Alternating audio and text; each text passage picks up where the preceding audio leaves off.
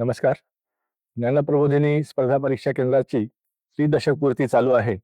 30 वर्ष हा म्हणतात संपली आणि 30 वर्षानंतरचं हे वर्ष हे सुद्धा आता फार वेगाने संपलं आहे आणि आता आपण समारोपाकडे आलो आहोत. 30 वर्षापूर्वी सुरू करताना हा सगळा प्रवास डोळ्यासमोर नव्हता आणि तो त्यावेळी उलगडत गेला.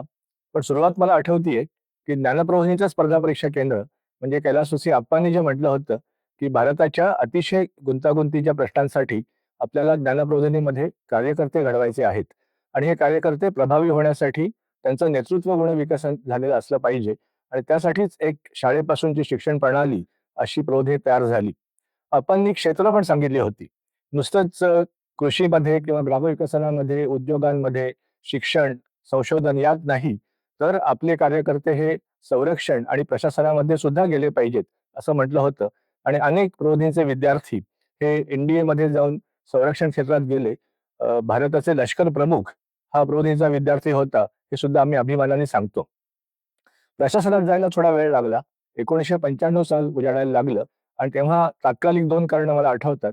एक म्हणजे कॉलेज ऑफ इंजिनिअरिंग COEP वरती मी शिकवताना माझे अनेक विद्यार्थी हे मुंबईच्या SISC मध्ये अभ्यास करून मग प्रशासनामध्ये प्रवेश करत होते आणि प्रचितीमध्ये काम करणारा हा सगळा गट सोशली मिनिंगफुल करिअर्स, काहीतरी सामाजिकदृष्ट्या अर्थपूर्ण अशा करिअर्स त्यांनी कराव्यात अशी अपेक्षा होती. त्याच्यामध्ये मग शिक्षक होतं, संघटक होतं, उद्योजक, पत्रकार असंही होतं. त्याबरोबर प्रशासन सुद्धा होतं. तर प्रशासनामध्ये जायला काही औपचारिक मार्ग त्यांना तयार करून द्यावा, पुण्यामध्येच द्यावा, अशी कल्पना स्पर्धा परीक्षा केंद्र सुरू करताना होती. आणि तिसरा ज्ञानप्रबोधिनीचा भवितव्य लेख.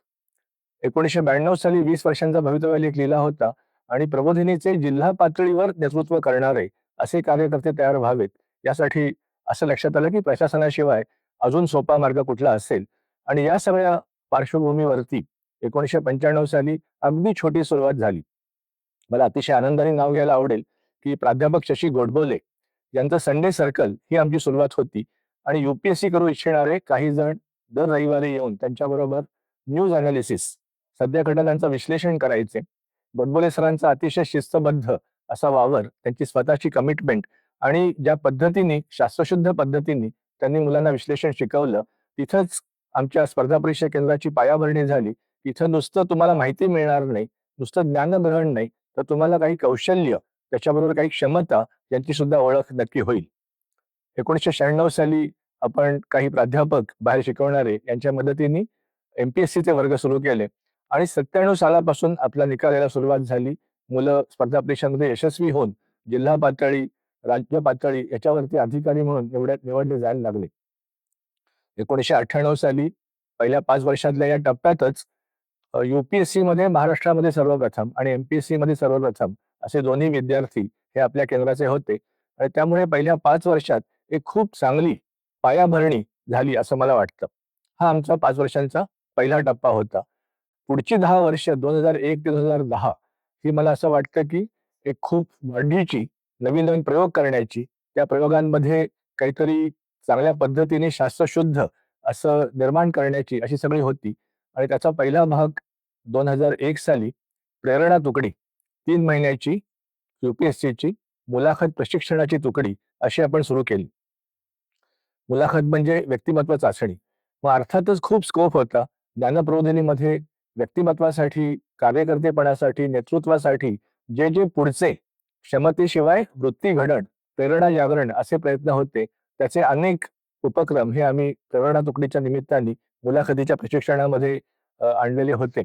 मग त्यात पर्सनॅलिटी प्रोफाइलिंग, व्यक्तिमत्व समजून घेणं असेल, त्यात अनुभव शिक्षण, अनुभवातून अनेक ठिकाणी दौरे करून भेटून नवीन नवीन गोष्टी समजून घेणं असेल, अशा विविध पद्धतीने हा सगळा अभ्यास हा प्रेरणा तुकडीचा हा चालू होता. आणि त्याच जोडीने गटामध्ये कसं शिकायचं, टीम लर्निंग कसं करायचं, हा सुद्धा भाग त्या तुकडीमध्ये आला. पुढचा टप्पा 2005 साली आला. मुख्य परीक्षेमधले सुद्धा गुण वाढले पाहिजेत. आमचे यशस्वी विद्यार्थी हे त्यांच्या अभ्यासाच्या पद्धती पुढच्या विद्यार्थ्यांना शिकवू इच्छित होते आणि मग मुख्य परीक्षेसाठी मिशन मेन्स किंवा त्याचं पहिलं नाव होतं टार्गेट मेन्स अशी तुकडी आपण सुरू केली आणि डेली रायटिंगलाही सुरुवात झाली होती. 2008 साली MPSC ला सुद्धा आपण प्रेरणा तुकडी मुलाखत प्रशिक्षण घेतलं. उपासना मंदिरात 200 मुलं ही सलग 15 दिवसाच्या वर्गामध्ये मुलाखतीच्या कौशल्यांचं, क्षमतांचं, वृत्ती घडणीचं असं प्रशिक्षण घेतायत, असं खूप सुंदर दृश्य हे त्या काळामध्ये बघायला मिळायचं. आणि अनेक वर्ष UPSC मध्ये महाराष्ट्रातील निम्मे 40-50 विद्यार्थी ज्ञानप्रबोधिनीचे, MPSC काही वेळा 100 पेक्षा जास्त विद्यार्थी हे ज्ञानप्रबोधिनीचे, अशा पद्धतीने आपले यशवंत हे चमकत होते. 10 साली एक महत्वाचा टप्पा मला वाटतं झाला, म्हणजे 15 वर्ष 30 वर्षातली निम्मी वाटचाल. तेव्हा आमचं कार्यालय बदललं. तोपर्यंत शाळेच्या वर्गांमध्ये सकाळी संध्याकाळी आणि इथे मिळेल त्या ठिकाणी कार्यालय या पद्धतीने चालू होतं. एक स्वतंत्र तळघरामध्ये जागा मिळाली.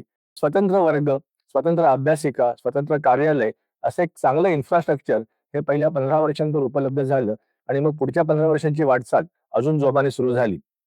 पण एक अवघड निर्णय घ्यायला लागला. 11 साली जवळ-जवळ 1500 विद्यार्थी UPSC, MPSC मिळून या स्केलला आपलं केंद्र पोहोचलं होतं आणि लक्षात आलं की विद्यार्थ्यांची ओळख होत नाहीये. ते सकाळी, संध्याकाळी, रात्री येऊन शिकून जातायत, पण त्यांच्याशी परिचय, त्यातलं प्रबोधिनीपण, ज्यासाठी त्यांनी अधिकारी व्हायचं, त्या प्रकारचं काही त्यांना मार्गदर्शन हे करायला वेळच मिळत नाहीये. आणि मग ठरवलं की आपला क्लास होता कामा नये. आपण स्केलच्या मागे जायचं नाही. आपण थोडंसं ट्रिम डाउन करूया आणि अनेक आमच्या MPSCच्या अधिकाऱ्यांची, विद्यार्थ्यांची नाराजी पत्करून पण फक्त UPSC करूया असं आम्ही ठरवलं आणि त्या पद्धतीने MPSC हे 11 साली बंद केलं. त्या 10 वर्षभरामध्ये UPSCने सुद्धा काही महत्वाचे बदल केले. त्या बदलांशी जे पहिल्या 10 वर्षात आम्ही विविध शिक्षणाचे प्रयोग केले होते, ते जोडून घेत, ते अडॅप्ट करत, अशी आपली शिक्षण प्रणाली ही अधिकाधिक विकसित, अधिकाधिक दृढ अशी होत चालली. त्यानंतरचे जे प्रयोग केले ते अगदी थोडक्यात सांगायचे म्हटले तर फॅसिलिटेशन बॅच, की ज्या पद्धतीने कौशल्य, क्षमता हे वाढवता येतात, ज्या पद्धतीने वृत्तीग्रहण करता येते, तसेच फक्त इनपुट्स द्यायचे आणि जी सगळी माहिती पुस्तकात मिळते, ऑनलाईन मिळते, तेव्हा ऑनलाईनचा प्रस्ताव वाढायला लागलं होतं. ते सगळं मुलांनी आपणहून शिकायचं. असा एक self study course facilitation batch नावाने प्रयोग केला. तोही खूप छान यशस्वी झाला. त्यातलं पण अनेक यशवंत निर्माण झाले. मग त्यानंतर कंप्लीट बॅच, त्याच्यामध्ये थोडंसं मिश्रण होतं. मग प्रबोधिनीमध्ये वर्गाला न येणारे, पण इथल्या अभ्यासिकेचं नाव ऐकून येणाऱ्यांसाठी एबिलिटी बिल्डिंग प्रोग्राम, जो 30 तासांचा अतिशय संपृक्त, कॉम्पॅक्ट अशा प्रकारचा तो कार्यक्रम हा आता अनेक ठिकाणी भारतात सुद्धा लोकप्रिय झालेला आहे. असे सगळे प्रयोग करताना सविताताईंनी त्याची PhD ही 18-19 साली पूर्ण केलेली होती आणि त्यामुळे क्रिटिकल थिंकिंग मॉड्यूल अशी एक महत्वाची भर या सगळ्या उपक्रमात पडली आणि त्याच्या साहाय्याने कॉम्पिटिटिव्ह ॲप्टिट्यूड मेजरमेंट टेस्ट, कारण खूप जाणवत होतं की प्रबोधिनी 100-200 मुलांपर्यंत पोहोचते. लाखो मुले या परीक्षेला बसतात आणि आयुष्याचे महत्वाचे वर्ष घालवतात. तर या सगळ्या मुलांना परीक्षेला येण्यापूर्वी इथलं अवघड काय आहे, कसं जमेल आपल्याला, त्यासाठी काय पूर्वतयारी लागते, काय क्षमता लागतात, हे समजून घेणारी एक कॉम्पिटिटिव्ह ॲप्टिट्यूड टेस्ट अशी सविताताईंनी तयार केली आणि त्या टेस्टचा सुद्धा वापर अनेक ठिकाणी झाला. ज्ञानप्रबोधिनीचं केंद्र हे फक्त पुण्यापुरतं मर्यादित न राहता जिथं गरज आहे अशा अवघड राज्यांमध्ये जायला पाहिजे आणि त्यामुळे अरुणाचलमध्ये जवळजवळ गेली 10-12 वर्ष आपण वर्ग घेतो. काश्मीरमध्ये 3-4 जिल्ह्यांमध्ये वर्ग झाले, छत्तीसगडमध्ये वर्ग झाले. या पद्धतीने आपल्या केंद्राचा अन्य राज्यात सुद्धा हा विस्तार होतो आहे. या सर्व स्पर्धा परीक्षा केंद्राच्या प्रवासामध्ये ज्यांचा आवर्जून उल्लेख करायला लागेल असे आमच्या सर्व विद्यार्थ्यांचे लाडके शिक्षक म्हणजे नांदेडकर सर आणि त्यांच्या बरोबरीने पब्लिक ॲडमिनिस्ट्रेशनचे सिंगरू सर, यांची नक्कीच आठवण काढावीशी वाटते. आणि शिवाय या सर्व प्रवासात माझे आणि सविताताईंचे अगदी जवळचे असे परममित्र विवेक पोंक्षे यांची साथसुद्धा मला खूप महत्त्वाची वाटते. अशी 30 वर्षांची खूप धावती वाटचाल, टप्पे मोठे मोठे घेत असे मी आपल्याला सांगितले. मुलांना मात्र मला लक्षात येत आहे की ही सगळी वाटचाल कमी जास्त काळाची असते. कोणी आमच्याबरोबर 2 वर्ष होते, कोणी आमच्याबरोबर 6 वर्ष 7 वर्ष होते, थोडे रेंगाळले, त्यांचा संघर्ष जास्त होता, त्यातल्या अडचणी, त्यातले चढ उतार हे सगळे त्यांच्या बरोबर गेली 30 वर्ष अनेक तुकड्यांबरोबर हे आम्ही सुद्धा तो प्रवास करत होतो आणि त्यामुळे खूप चांगलं बॉन्डिंग या मुलांचं आणि आमचं आणि प्रबोधिनीचं हे होत गेलं.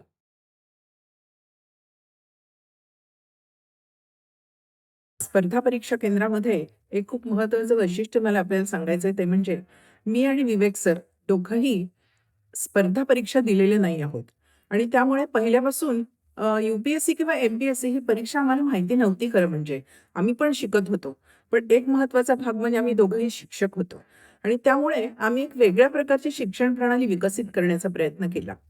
30 वर्षामध्ये खरोखरच या शिक्षण प्रणाली उत्क्रांत होत गेली असं म्हणायला पण आपल्याला हरकत नाही. शिक्षणामध्ये 5 महत्वाचे घटक असतात: ज्ञान, कौशल्य, क्षमता, वृत्ती आणि प्रेरणा या पाचही घटकांना स्पर्श करेल असे सर्व उपक्रम आपण इथे करण्याचा प्रयत्न केला. ज्ञान हा जो भाग आहे म्हणजे या परीक्षेला लागणारा जो आशय आहे तो खूप मोठ्या प्रमाणामध्ये ऑनलाईन आता उपलब्ध आहे. सुरुवातीला आपण ते शिकवत पण होतो म्हणजे सर्व विषय शिकवले जायचे. पण आता असं लक्षात आलं की ते गरज नाहीये शिकवण्याची. विद्यार्थी वेगवेगळ्या ठिकाणाहून ते मिळवू शकतात. पण मिळणाऱ्या ज्ञानाचं किंवा आशयावरती प्रोसेसिंग करणं म्हणजे त्याच्यावर प्रक्रिया करणं खूप महत्वाचं असतं. ते मात्र महाविद्यालयाच्या एकूण अभ्यासक्रमामध्ये कुठेही शिकवलेलं नसतं. त्याच्यावर आपण काम करू असं ठरवलं म्हणून कौशल्य आणि क्षमता या 2 घटकांना आपण जास्त महत्त्व दिलं. कौशल्यामध्ये सुद्धा या आशयावरती जी प्रक्रिया करायची त्याच्यामध्ये सगळ्यात महत्त्वाचा भाग येतो तो म्हणजे त्याचं आकलन होणं. दुसरा भाग आहे की त्याच्यावरचं लेखन उत्तम प्रकारे करता येणं, वाचताना ते चांगल्या प्रकारे समजणं, नोट्स तयार करणं, उजळण्या उत्तम प्रकारे करणं आणि प्रेझेंट करणं. म्हणजे लेखन शेवटी जे करायचे की मला जे समजलं ते योग्य प्रकारे मांडता येणं, हे पण खूप महत्वाचं आहे. या परीक्षेला लागतं ते म्हणजे योग्य नियोजन. ते कौशल्य विकसित करण्याचा प्रयत्न केला. या सगळ्या कौशल्यांच्या प्रशिक्षणाच्या आपण कार्यशाळा सुद्धा घेत होतो. त्यानंतर विद्यार्थी ते किती शिकले आणि ते कसं वापरतात हे बघण्यासाठी आपण वेगवेगळ्या प्रकारची टेम्पलेट तयार केली आणि मग विद्यार्थ्यांचं मॉनिटरिंग सुद्धा आपण योग्य प्रकारे करायला सुरुवात केली. तिसरा भाग आहे तो म्हणजे क्षमता. आकलन ही एक क्षमता, दुसरं स्मरण आणि तिसरं विचार क्षमता. आकलनामध्ये सुद्धा बऱ्याचदा वाचन केलेलं आहे त्याचं आकलन इथपर्यंतच सीमित असतं, पण तसं नाहीये. व्यक्ती बोलतेय त्याचं आकलन किती होत आहे, बिहेवियर म्हणजे वर्तनाचं आकलन किती होतंय हेही शिकवण्याचा आपण प्रयत्न करतो. अर्थात मुलाखतीला ते खूप आवश्यक असतं आणि तुम्ही जेव्हा सर्व्हिसमध्ये काम करता तेव्हा तर ते लागतंच लागतं.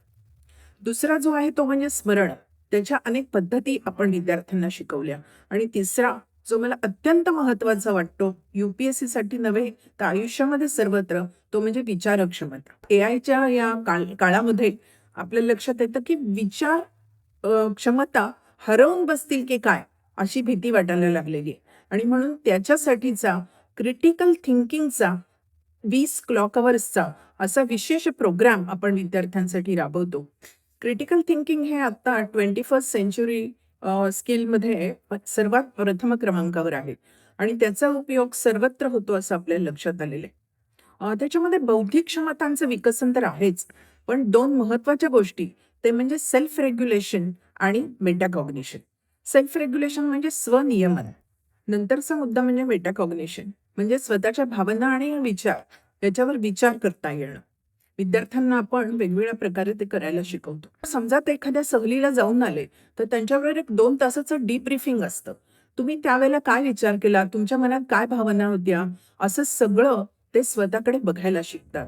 आणि गावामध्ये सरपंचांची 20 वर्षापासून सत्ता चालू आहे. त्यांच्या घरामध्येच पूर्ण हो. सत्ता आहे. हो. सध्या हो. त्यांची बाई झाली की ते त्यांच्या बायकोला उभं करतात वुमन सीटवर नंतर आता त्यांची reserve सून seat निवडून आले असेल, होते. तर ग्रामसभेला स्वतः सून आली ती पुण्याला आली. त्यांनी स्वतःच ती ग्रामसभा कंडक्ट केली. यातून विद्यार्थी मला असं वाटतं की आपल्या स्वतःकडे तसंच परिसराकडे बघायला शिकतात. पुढचा महत्वाचा भाग म्हणजे वृत्ती घडण. याच्यामध्ये रोजची होणारी वर्गातली प्रार्थना, ओम सहनाववतु म्हणताना आपण सगळे मिळून हा प्रवास करतो आहोत. शेवटची होणारी सर्वधर्म प्रार्थना याच्यामध्ये ते जी घटना शिकतात त्या घटनेला अनुसरून आपण सर्वधर्मांचा कसा विचार केला पाहिजे हा विचार होतो. दर शनिवारी होणारी साप्ताहिक उपासना, सगळे एकत्र बसतात आणि उपासना करतात तेव्हा इतरांचे सगळे स्वर ऐकत असताना, स्पंदन ऐकत असताना आपण एक सुरात पुढे जात आहोत हा विचार असतो. त्यावेळेला आपण त्यांना ध्यान करायला शिकवतो, चिंतन मनन करायला शिकवतो. चराचर सृष्टीमधल्या एका अशा कोणत्या तरी महत्वाच्या शक्तीशी आपण जोडले जात आहोत अशा प्रकारचा अतिशय उत्तम आध्यात्मिक अनुभव मुलं घेतात की सध्याच्या या ताणाच्या परिस्थितीमध्ये कुठेतरी अशा प्रकारे स्वस्थ होता येणं, शांत होता येणं, आतमध्ये बघता येणं याची खूप गरज आहे. ते या साप्ताहिक उपासनेने जागतं आणि अत्यंत शांत होऊन पॉझिटिव्ह म्हणजे सकारात्मक अशा प्रकारची मनोवृत्ती घडायला याच्यातून मदत होते. पुढचा भाग असतो तो म्हणजे काउन्सिलिंगचा. म्हणजे या ठिकाणी आम्ही विद्यार्थ्याला एकट्याला भेटतो, त्याचा सगळा प्रवास जाणून घेतो, त्याच्या अडचणी जाणून घेतो आणि त्याच्यामधून पुढे कसं गेलं पाहिजे आणि सकारात्मक कसं राहिलं पाहिजे. मला असं वाटतं स्पर्धा परीक्षा केंद्राचा हा USP आहे. कारण या ठिकाणी प्रत्येक विद्यार्थ्याशी जोडलं जाण्याचा जो प्रयत्न आहे, तो त्याच्यामध्ये मधून होत असतो. अनुभव शिक्षण हा एक अत्यंत महत्त्वाचा भाग मला यात मांडायचा आहे. कारण वृत्ती घडवण्यासाठी तो खूप आवश्यक आहे. विद्यार्थ्यांना अनुभव शिक्षणातला पहिला भाग म्हणजे दर्शन. वेगवेगळ्या अनुभवांचं दर्शन होणं, व्यक्तींचं दर्शन, समाजाचं दर्शन आवश्यक असतं.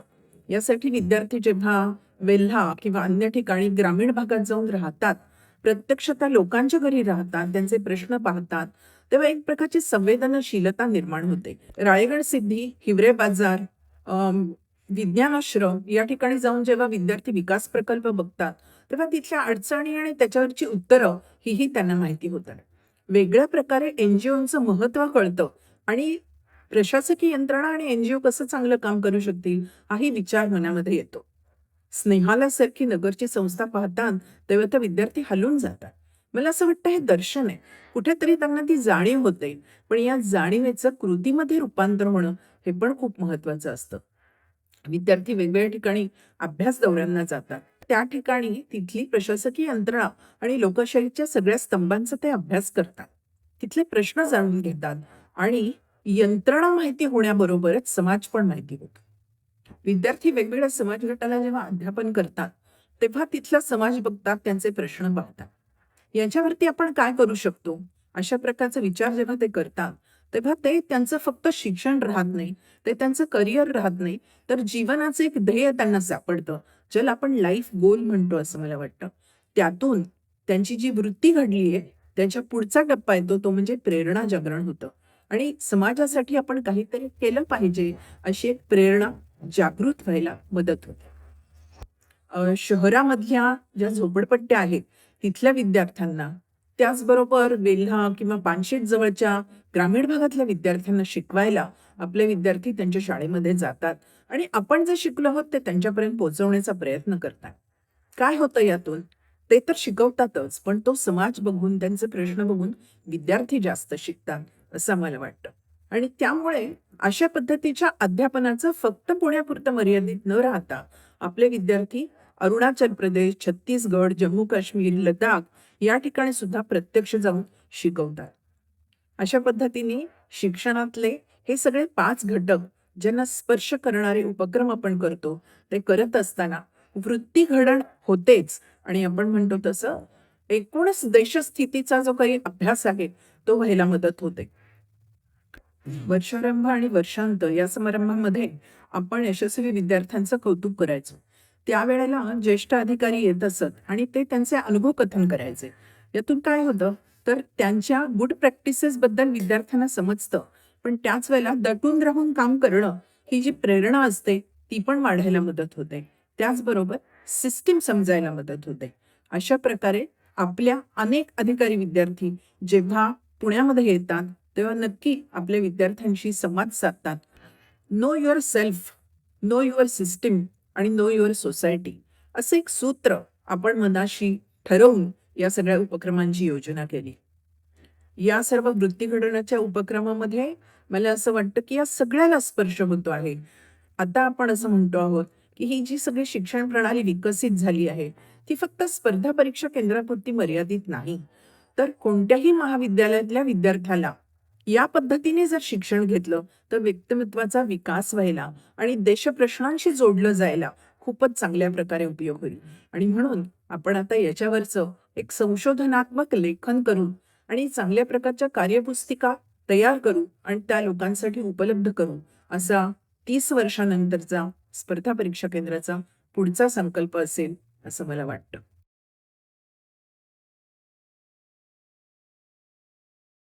स्पर्धा परीक्षा केंद्राची 30 वर्ष पूर्ण झाली, त्रिदशकपूर्ती ही साजरी झाली. पण या सगळ्या कार्यक्रमाचं फलित काय, यातून काय साधलं असं विचारलं तर 2 महत्त्वाच्या गोष्टी लक्षात येतात. आत्ताच सविताताईंनी आपल्याला सांगितलं त्या पद्धतीने एक शिक्षण प्रणाली आपण 25 वर्ष विकसित करायचा प्रयत्न केला आणि मोठ्या वयोगटासाठी, पदव्युत्तर वयोगटासाठी, एका अवघड परीक्षेसाठी काय पद्धतीने विद्यार्थी शिक्षण घेऊ शकतात याची एक रचना आपल्याकडे निर्माण झाली. पण त्याहीपेक्षा जास्त महत्त्वाचं जे स्पर्धा परीक्षा केंद्राच्या मूळ उद्दिष्टामध्ये होतं ते म्हणजे देशाच्या प्रशासन व्यवस्थेमध्ये काही सकारात्मक बदल हा आपल्या अधिकारांमुळे होऊ शकेल का? आणि खरं तर एवढी ती प्रचंड यंत्रणा आहे, त्याच्यामध्ये 100, 200, 500, 1000 लोक जाऊन काय करतील?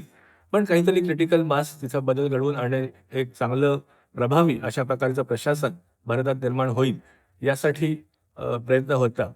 आणि मग दुसरा जो महत्त्वाचा टप्पा सुरू केला तो म्हणजे नेटवर्किंग. तसं म्हटलं तर पहिल्यापासून नेटवर्किंग सुरू होतं.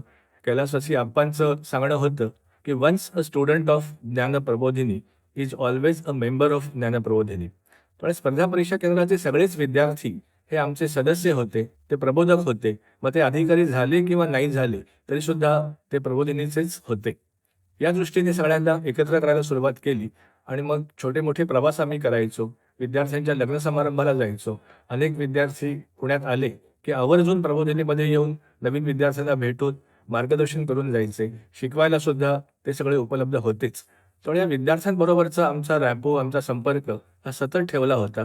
एक चांगला डेटाबेस आपण तयार केला होता आणि आम्ही सुद्धा जवळजवळ सगळ्या अकॅडमीजमध्ये लबासना असेल, NPA असेल, नासेन असेल, LNET असेल, दिल्लीतली फॉरेन सर्व्हिसेसची अकॅडमी असेल, इथं जाऊन विद्यार्थ्यांना भेटत होतो आणि ते बॉन्डिंग, तो प्रबोधिनीचा जो काही धागा आहे तो बळकट करायचा सतत प्रयत्न चालला होता. संवाद नावाचं एक छोटंसं अनियतकालिक आपण जवळजवळ 5 ते 8 वर्ष चालवलं आणि त्यातून लोकांशी इथल्या सगळ्या गोष्टींबद्दल, त्यांच्या अनुभवांबद्दल अशी देवाणघेवाण होत होती. आणि हा सगळा धागा पहिली 25 वर्ष तुरळक पद्धतीने का होईना पण आपण बांधायचा प्रयत्न करत होतो आणि नेटवर्क आपलं हे आकार घेत होतं. या सगळ्याला जी पहिली जोड मिळाली किंवा चांगली जोड मिळाली ती कोविडच्या काळात. कोविड हे मोठं संकट होतं. अधिकारी अतिशय आव्हानात्मक परिस्थितीला तोंड देत होते. सगळीकडे एक प्रकारचं एकाकीपणाचं असं वातावरण होतं आणि तेव्हा तंत्रज्ञानाचा वापर हा एका बाजूला वाढायला लागला होता. व्हॉट्सॲपचे गट तयार होत होते. झूम प्लॅटफॉर्म उपलब्ध झाला होता आणि ही संधी मानून आम्ही ऑनलाईन मीटिंग सुरू केल्या. एप्रिल 2020 मध्ये कोविडच्या लॉकडाऊनच्या काळात पहिली मीटिंग झाली आणि मग दर आठवड्याला जवळजवळ 20 ते 22 मीटिंग सलग 3-4 महिने या केल्या. नेटवर्कची सगळ्यात मोठी स्ट्रेंथ जी आहे ती म्हणजे आमचे मेंटॉर्स ज्यांनी 20 वर्ष सर्व्हिस पूर्ण केली आहे अशा अनुभवी सगळ्या अधिकाऱ्यांना आपण मेंटॉर्स म्हणतो आणि त्यांचं मार्गदर्शन सगळ्यांना उपलब्ध होतं आणि ती मला वाटतं की नेटवर्कची खरी ताकद आहे.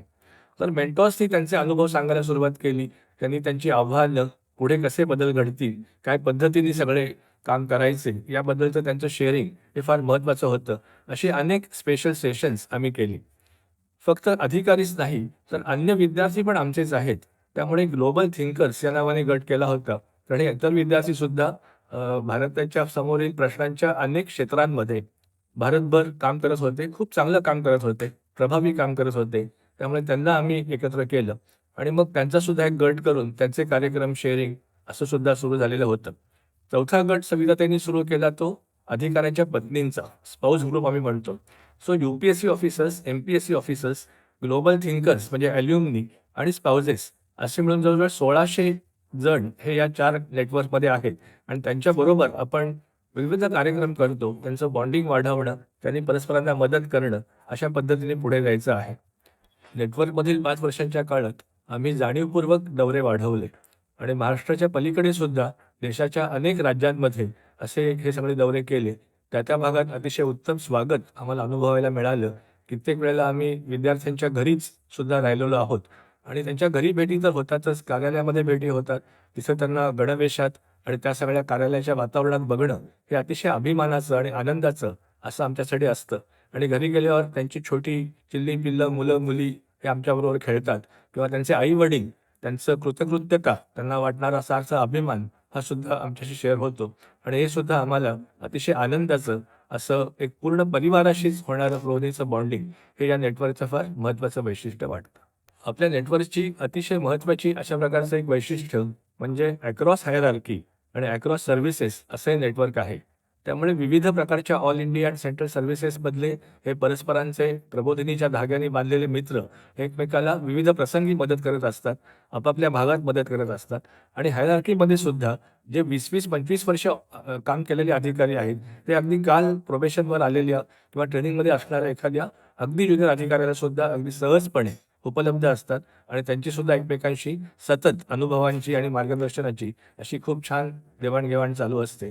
त्यातली कल्पना अशी आहे की या सर्वांनी काही वेगळ्या प्रकारचं कॉन्ट्रीब्युशन भारताच्या पॉलिसीजमध्ये, वेगळ्या वेगळ्या क्षेत्रातील रिफॉर्म्समध्ये किंवा एक प्रकारे प्रशासनाच्या इमेज बिल्डिंगसाठी असं केलं पाहिजे. आणि त्यासाठी ॲडव्होकसी एफर्ट पण चांगला करता आला पाहिजे. तर आपण स्टडी ग्रुप्स तयार केलेत. 2 महत्त्वाचे प्रश्न, की आर्टिफिशियल इंटेलिजन्स येतोय त्याचं फ्युचर किंवा क्लायमेट चेंज त्याच्यामुळे होणारे परिणाम याच्यावरती आपले अभ्यासगट काम करतात.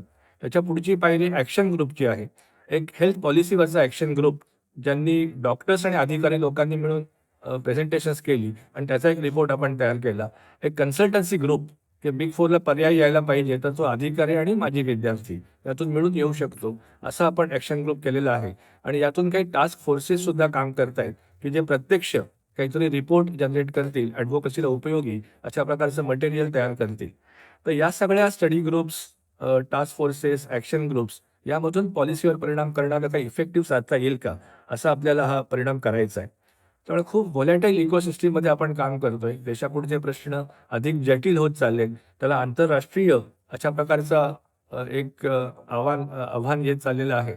आणि हे सगळं पेलताना या सगळ्या आपल्या अधिकाऱ्यांचा एक क्रिटिकल मास खरोखर काहीतरी महत्त्वाचा मोठा बदल घडवू शकेल का, असा प्रयत्न करायचा आहे.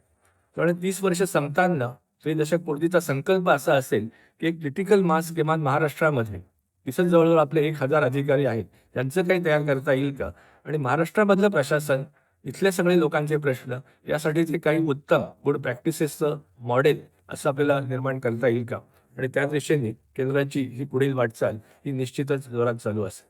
धन्यवाद.